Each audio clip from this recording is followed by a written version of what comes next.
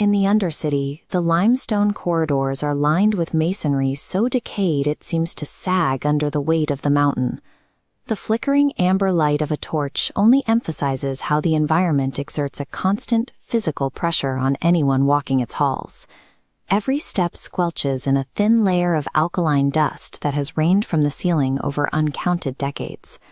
The air is thick, carrying the sharp tang of ancient evaporated alchemical spills, and the smell of organic matter rotting in a sealed vault.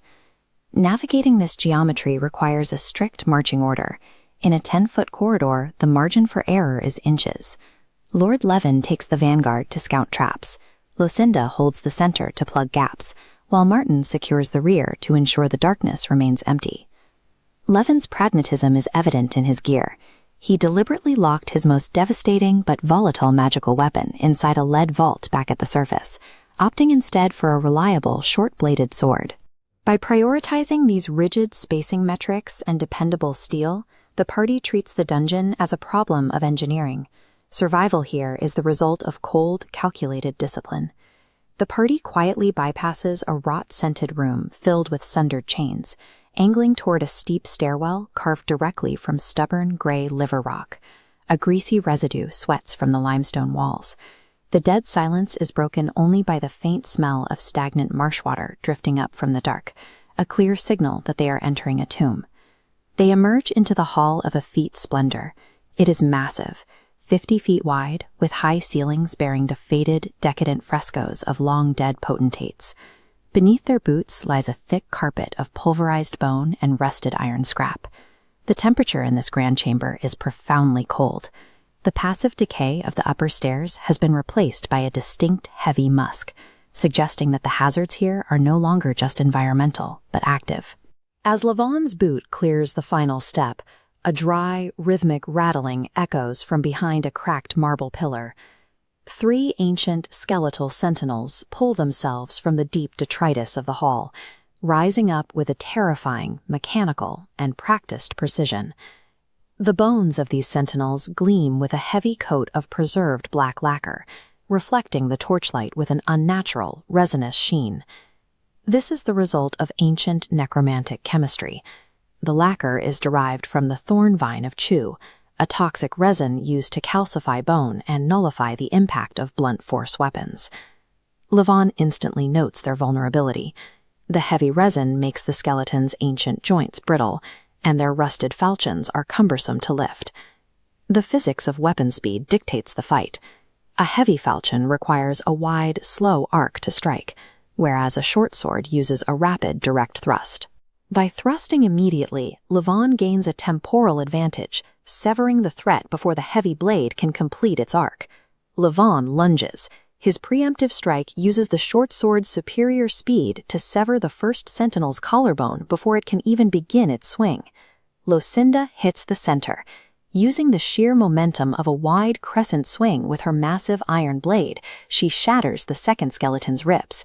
The undead response is sudden and jerky. Their empty eye sockets flare as they bring their heavy falchions down with hollow, whistling force. One rusted blade bites through Lucinda's plate mail. The impact forces the heavy fighter off balance and draws the first blood of the encounter. A second falchion catches Martin across the forearm. The pain forces the ranger into a tactical withdrawal, dropping his longbow to the floor. The party converts these injuries into aggression. Lucinda recovers her footing instantly, bringing her blade up in a crushing vertical cleave that reduces one of the sentinels to gray dust. Martin draws twin short swords from his belt and steps back into the fray, punching both blades through a skeleton's lacquered sternum with a swift double thrust. The rhythm of violence in this world is an unsentimental exchange of calculated blows. Every wound must be instantly answered with a lethal counteroffense. One heavily damaged sentinel remains, swaying precariously in front of Levon. With a cold, detached motion, Levon's blue blade slides into the ancient cervical vertebrae and severs the head entirely. The animating malice dissipates. The remaining skeletal frame collapses to the marble floor into a pile of soot and resin. A heavy, echoing silence returns to the grand hall. The only sounds left are the party's ragged breathing and the persistent dripping of water from the upper vaults. Past the shattered bones, the flickering torches illuminate the far north wall. A pair of massive double-leaf copper doors waits for them, bolted shut and heavily stained with green verdigris. In the Undercity, victory is never a permanent state. Clearing this room merely grants the company the right and the dread to open the next door. The ossuary of the self-devoured is a 20-foot wide avenue of dark slate, capped by a low 8-foot ceiling. Every 5 feet, the masonry is interrupted by symmetrical niches where bleached skulls rest on beds of lavender-tinted bone ash. In the absolute cold of the Undercity, these remains function as more than decoration. As the party advances, they report a sense of being watched, a psychic friction emanating from the empty eye sockets that suggests the environment is actively monitoring their progress. To navigate this narrow space, the group organizes into a pyramid formation. This triangular arrangement allows 3 people to occupy the 20-foot corridor while keeping their weapons clear of the walls. In this formation, the point position commands the center of the slate path. This allows the 2 flankers to focus exclusively on the alcoves to the left and right, ensuring no niche is passed without being observed from 2 different angles.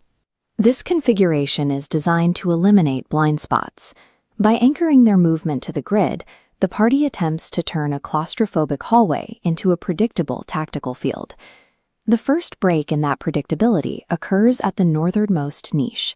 When the vanguard reaches out to inspect a skull, the act of lifting the bone from its ash bed triggers a hidden pressure release. The response is immediate and mechanical. Inside the ceiling, heavy torsion springs, wound tight for centuries, release with a metallic thrum that echoes off the lamprey-carved stone. 3 ballista bolts launch simultaneously down the central 10-foot walkway. Thanks to the pyramid formation, the flankers stand safely outside the trajectory. Sensing the vibration, the point guard drops to the slate, allowing the iron shafts to pass harmlessly overhead. The projectiles carry enough kinetic energy to shatter stone. They whistle down the hall and strike the niches behind the party, pulverizing the ancient skulls into white powder and spent splinters. The encounter demonstrates a local law of the Undercity. Weight and motion are triggers. Every physical interaction has the potential to convert stored tension into a lethal projectile. The trap's release causes a secondary structural shift. A limestone block in the western wall grinds backward, revealing a 3-inch vertical seam in the masonry. From this dark fissure, skeletal sentinels coated in black lacquer begin to emerge. Their hardened frames are forced to squeeze through the narrow aperture one at a time. Here, the party benefits from weapon speed factors. The skeletons carry heavy, curved falchions that are slow to bring to bear. In the time it takes for one sentinel to clear the wall and raise its blade, a swifter opponent can strike twice. The point guard immediately exploits this short delay.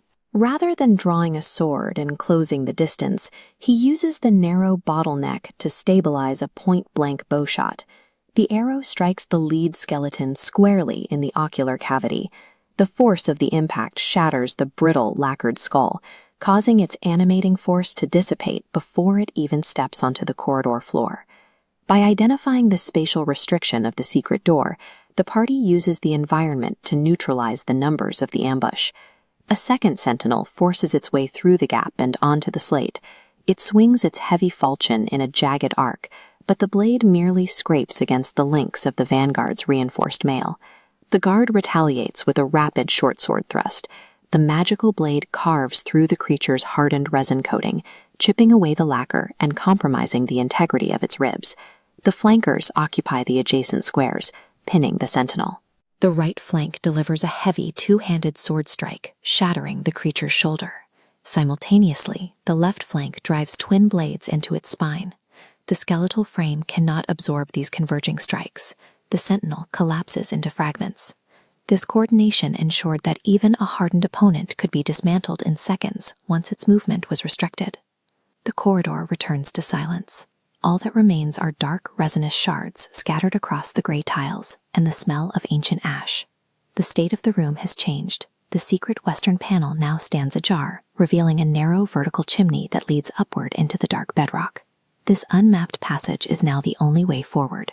To the north, a massive rusted iron portcullis remains flush against the floor, blocking the main path. But this victory is a temporary reprieve. In the Undercity, every resolved trap and defeated sentinel is simply the price of admission to a deeper, more dangerous layer of the map.